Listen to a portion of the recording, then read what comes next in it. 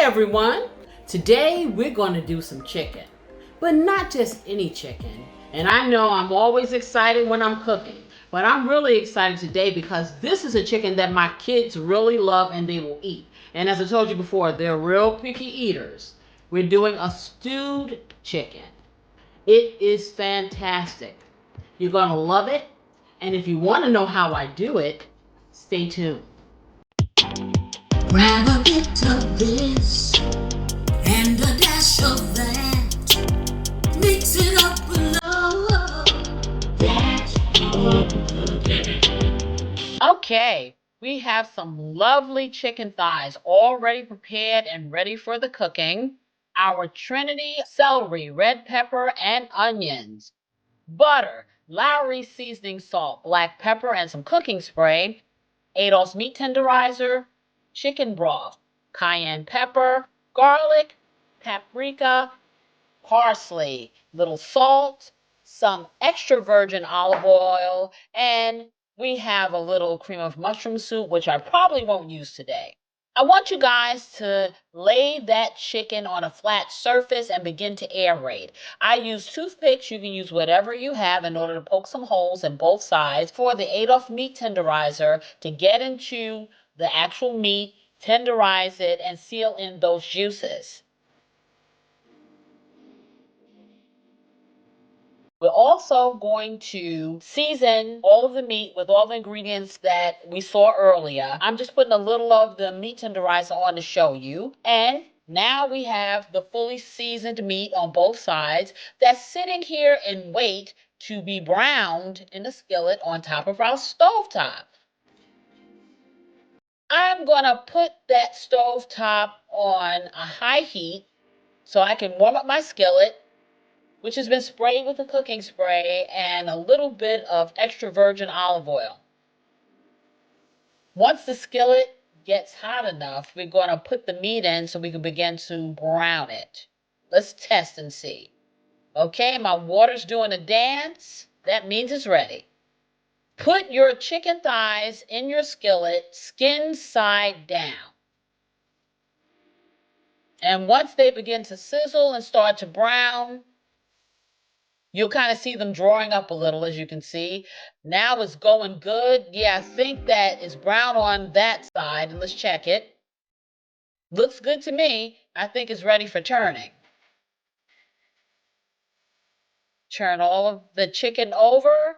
That looks good. And once it's browned on both sides, it's going to be ready to go in the pot.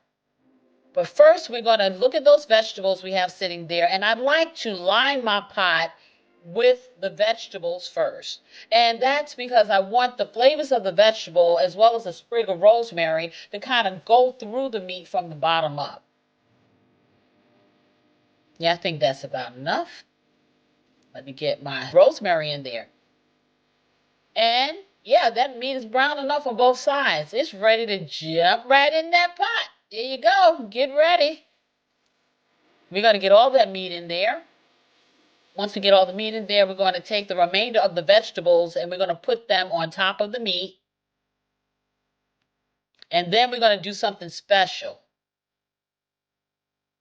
Okay, meat's in. Here come the veggies.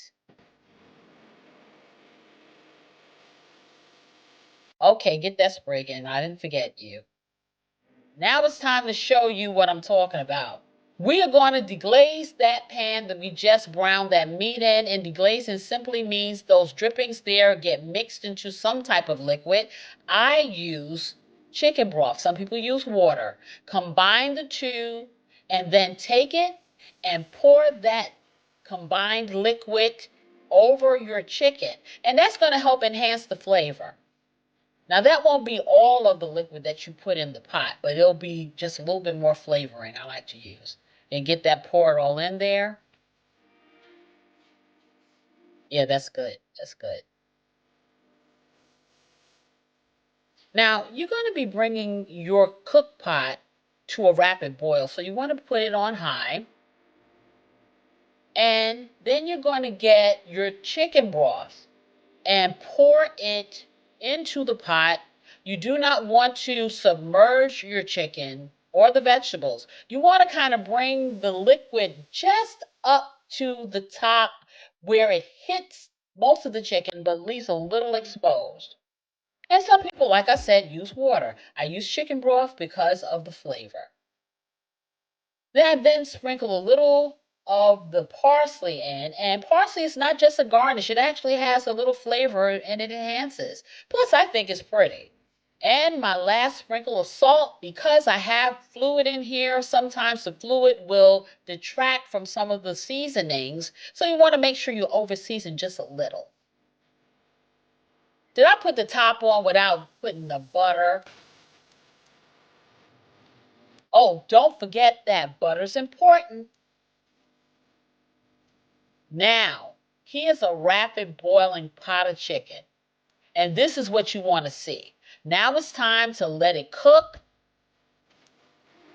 You want to turn your heat down to a medium high. And you let that cook for about an hour, hour and a half until fork tender and pretty much falling off the bone. And here we have it.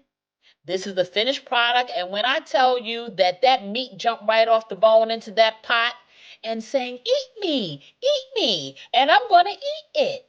Now let's plate that puppy up. You can throw that over some rice. You can have some noodles. You can even use mashed potatoes if you want or eat it alone. Let me give it a try. I can't wait. Oh, yeah. Okay. Mm-hmm. That's so good. Yeah, I'm doing a dance. Oh boy, if you can see the rest of me, then you think the fork is moving. I can't wait to eat my dinner. My kids are going to love it. I am so sure you will too. I'm so happy I was able to bring this recipe to you today. And if you like this video, let me know and hit that like button. Don't forget to ring the notification bell so you can be informed of any videos after this one. And please subscribe, subscribe, subscribe. Well, until next time, you know what I wish you. Love, peace, and a whole lot of joy. See you on the flip side. Bye-bye. That's home cooking.